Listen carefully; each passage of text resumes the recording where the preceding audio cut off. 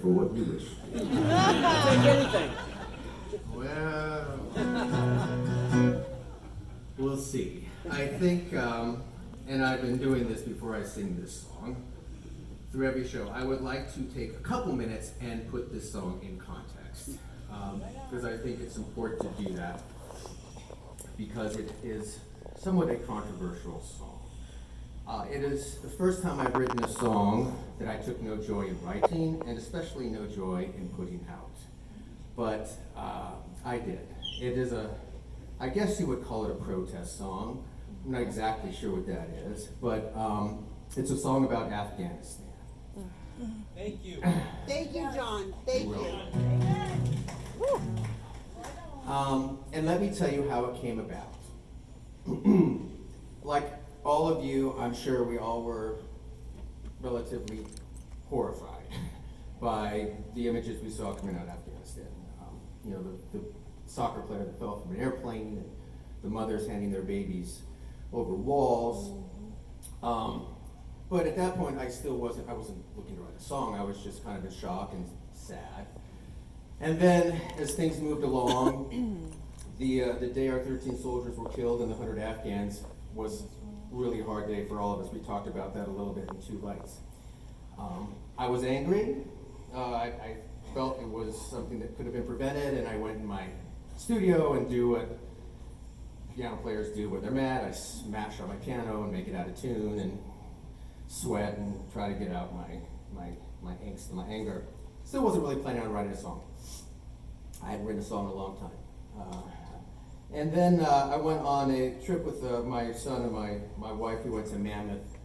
And it was a few days after our troops left, our last soldier left Afghanistan. And I got a call from a friend of mine I hadn't talked to in years. She's probably the person I admire most in the world. Nobody knows who she is. She does amazing humanitarian work around the world, in Africa, goes into war zones, rescues people, saves people. People die, people live.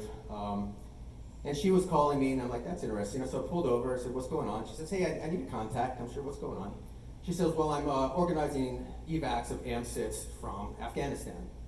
And I'm not a military person. I don't know what their acronyms mean. I don't know what they're talking about half the time. And I said, what's an AMSIT?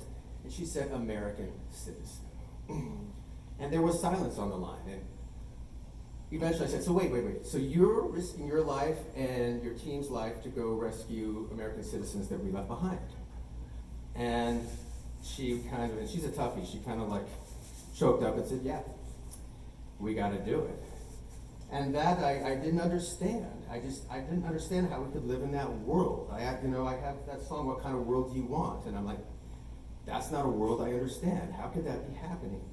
So I wrote a few lines that night and came home, and the song really finished itself when the president came out and gave his extraordinary success speech, which I was confused. I didn't understand how that could be said. But even at that point, I was hopeful, because I've spent my last 20 years, playing for troops, the military. I have great respect for the military. I always feel that our presidents can be kind of nutty, and we've seen that the last few years with both sides. But I always felt it was really bad that our generals, our military leaders, would be the adults in the room. And I said, all right, well, Millie and Austin, I'm sure they'll come out, they'll clarify our extraordinary success and maybe give us some more straightforward answers and update us on what changes they're doing to make things better. Or at least say, we screwed up. And they came out and echoed the same narrative. They came out and said, boy, we had the Guinness Book of World Records airlift. And I'm like, I realized right then, this is not a military exercise, this is not a humanitarian exercise, this is a political exercise. And it scared me. And I don't want to live in that world. So the last few verses that you'll hear about General Milley, General Austin, and Secretary Blinken, they wrote themselves. I think it's important to tell you, especially in a purple state like this.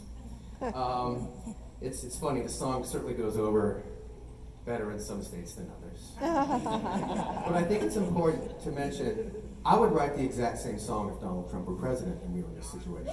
Okay?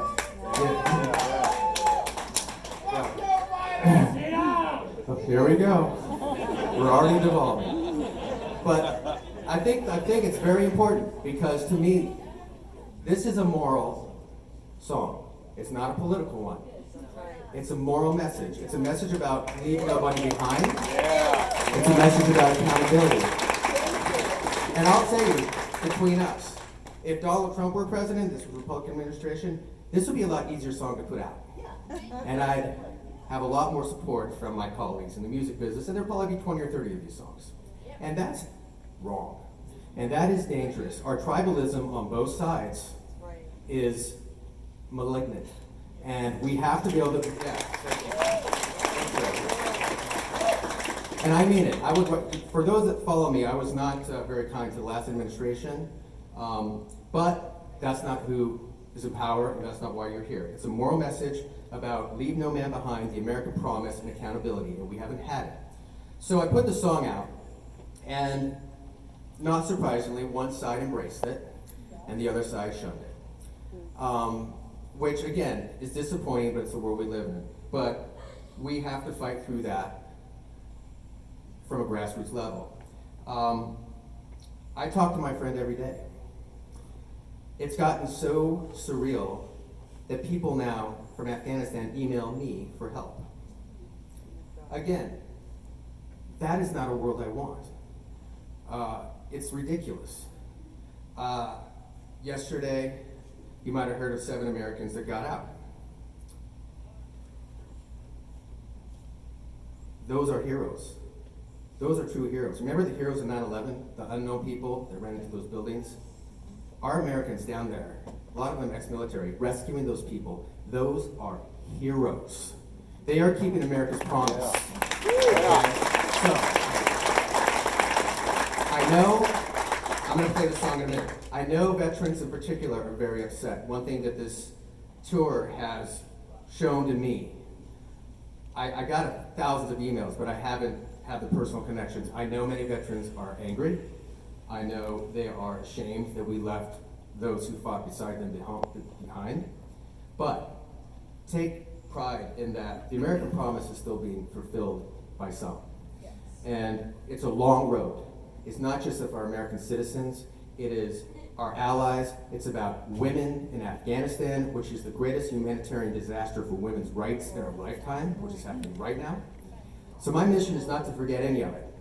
And it's not a political message, though I'm sure some will take it that way, but I hope you listen to it in the context of a moral message, because we have to rise above our tribalism, and hopefully when we do that, we can admit our complicity, atone, to make sure something like this never happens again.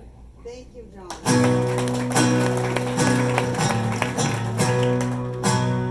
Got blood on my hands. Got blood on my hands. And I don't understand what's happening. There's blood on these hands. They're still Americans. Left to the Taliban. And how's that happening?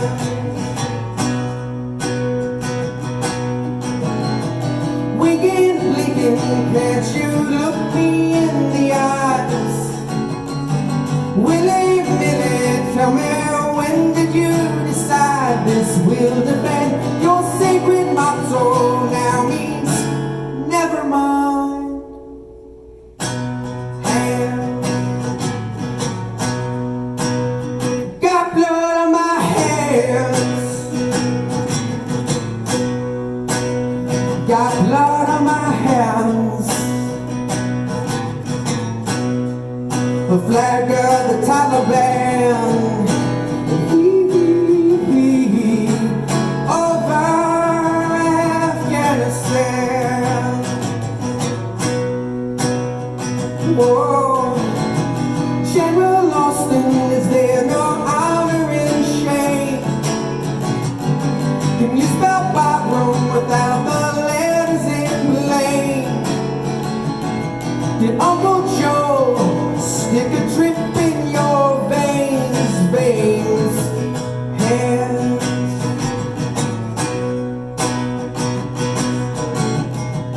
I can't hear her scream. If she's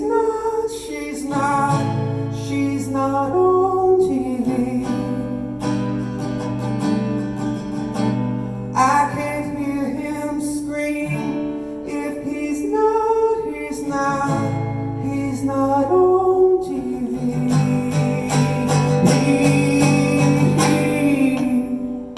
To every Afghan ally that we left behind, every child who won't know freedom, faces covered in blindness for this American promise. Now, shit in the fire.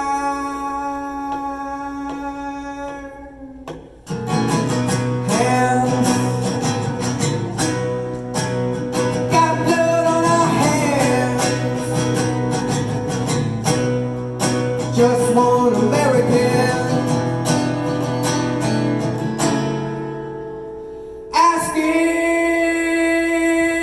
asking, what's happening?